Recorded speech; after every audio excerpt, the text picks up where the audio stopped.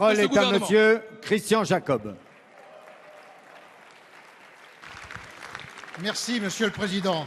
Monsieur le Président, ma question s'adresse à Monsieur le Premier ministre.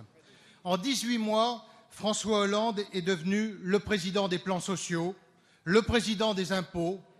Les Français lui doivent pas moins de 55 milliards d'impôts nouveaux en 18 mois.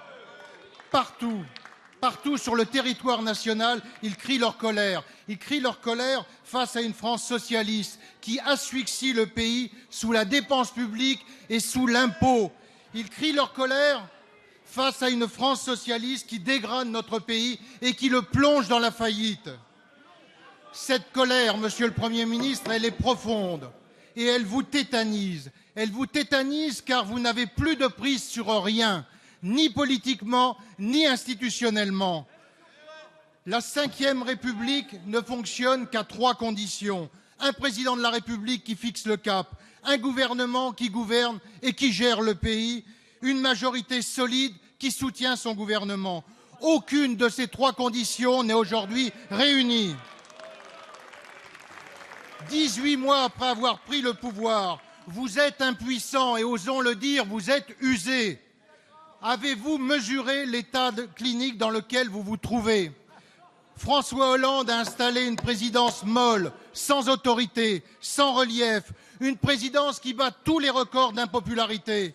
Vous-même, vous êtes à la tête d'un gouvernement fantôme, rejeté par 91% des Français.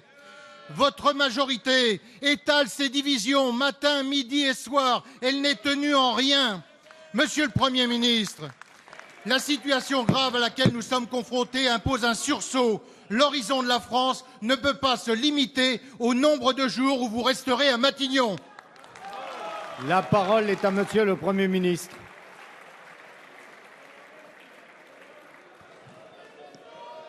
Monsieur, s'il vous plaît. Monsieur... Quoi? Mais je vais répondre au président Jacob, président de groupe. J'ai l'habitude de répondre. Et la réponse ne me pose pas de problème. Je ne sais pas si vous vous inspirez du gaullisme, monsieur Jacob. Vous n'êtes pas le dernier à faire la leçon. Un ancien président de l'Assemblée nationale s'est permis de le faire il y a quelques jours, à propos d'un recueillement avec l'Ordre de la Libération des 5 communes compagnons de la Libération, dont Paris, Nantes, Grenoble, Vassieux-en-Vercors et l'île de Sein, et qui portent la mémoire et la responsabilité de l'Ordre de la Libération. Et monsieur Accoyer, c'est à ce titre qu'ils étaient à Colombey, les 2 églises, et nous sommes, vous comme nous, héritiers d'une grande histoire. Arrêtez de nous faire toujours la leçon. Mais puisque vous la faites et que vous parlez des institutions, vous êtes en train de faire croire qu'il y a une crise institutionnelle. Mais de quoi parlez-vous, monsieur Jacob? Remettez-vous en cause la légitimité du suffrage universel? Je vous pose la question. Je vous pose la question. Est-ce que vous mesurez la portée de vos discours? Je ne suis pas certain. Allez, on écoute la réponse, s'il vous plaît. Mesurez la responsabilité de ce que vous venez de dire. Vous remettez en cause l'élection au suffrage universel du président de la République. Et que je sache, François Hollande est élu pour 5 ans président de la République. Alors si vous voulez le contester, allez avec ceux qui manifestaient le 11 novembre sur les Champs-Élysées. Et quant à la majorité et au gouvernement, alors la meilleure façon de vous répondre, elle est simple. Vous verrez dans quelques jours, ça sera la semaine prochaine, c'est le vote du budget. Le vote en dépenses et en recettes, le vote de tout le budget pour 2014. Eh bien, je n'ai aucun doute.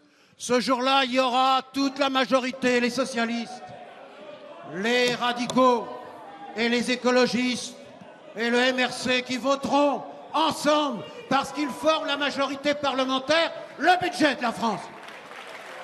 Merci, monsieur.